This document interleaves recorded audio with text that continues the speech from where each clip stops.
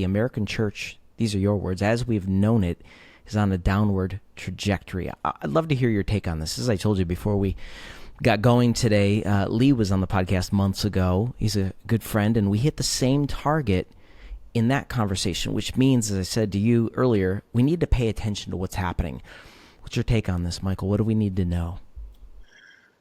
Yeah, I in that statement, I just laid some statistics about Gen Z and millennials and their view of the church, and it was pretty grim, those statistics. But I put in there, I'm not as hopeless as that paragraph was written. I'm actually extremely hopeful. I think there's an opportunity for the church, and I think this generation is looking for something real, authentic, genuine.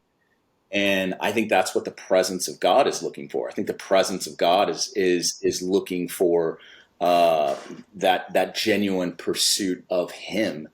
And so I think that we've got to get simple. The message has to get clear. And we need to major in the right things in this hour. And I think the presence of God is central to that conversation. I see, our community, and this isn't to tote on our community at all. It's just our storyline, and that's what this book is about, the Upper Room story, and what kind of birth and movement that is now known as Upper Room. But on any given Sunday, we have a couple of hundred millennials waiting in line upwards to 2 hours to get into church. And we do have our building only seats like 800 people. So it's not a massive facility, but the hunger for people to wait in Texas heat to come to church for 2 hours, and those services are lasting 2 to 3 hours. And so they're looking for something that is undeniably God. Yeah.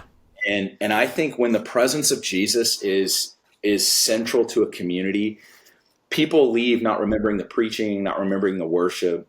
They remember the atmosphere. They remember the one that they encountered. And my favorite testimony at the Upper Room is when people say, "Man, God is there." That's the testimony. God's present. God's there.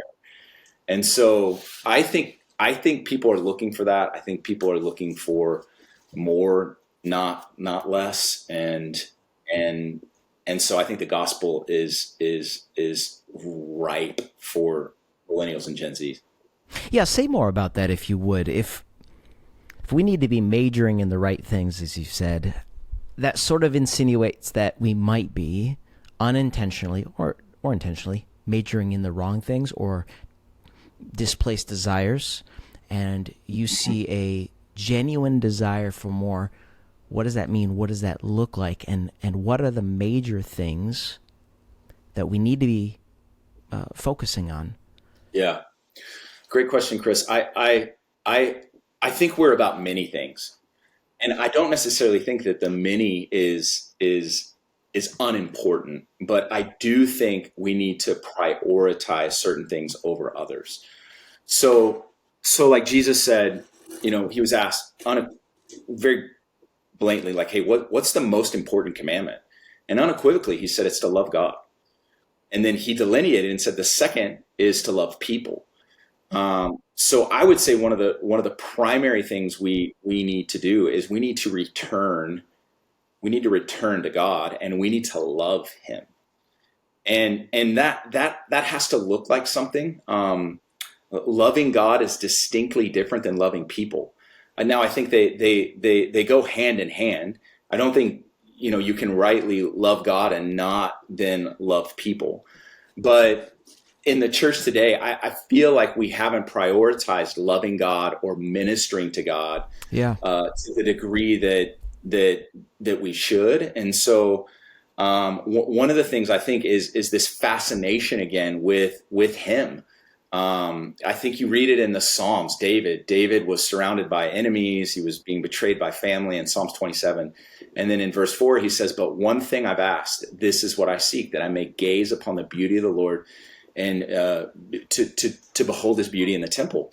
And David's saying this one thing is the answer to all of these other things. Mm-hmm. And so I think this priority, this primary pursuit of loving him and hosting him and attracting him, it is central to leaders today. And it's a leadership thing. It's not I think the people will lead, they're ready to be led somewhere, but I think this one thing is the thing. It's like Mary sitting at the feet of Jesus. It's like, Martha, you were concerned about many things, but she chose the better thing. And so I think learning to host the presence of the Lord, learning to minister to the Lord, what that looks like, it has to look like something. And it's not just doing things for God. I think sometimes in the name of loving God, we do a lot for him. But loving him has to have an expression, and it has to be to him. It has to be about him. It has to be for him.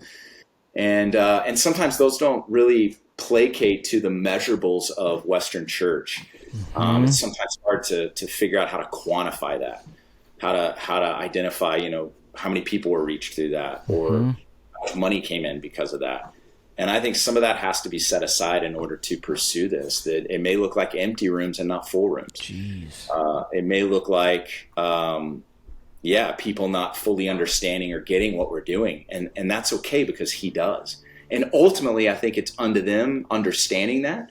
But it's a loaded question, man. I could hit this a number of ways, but I think prioritizing first love is crucial to the days ahead.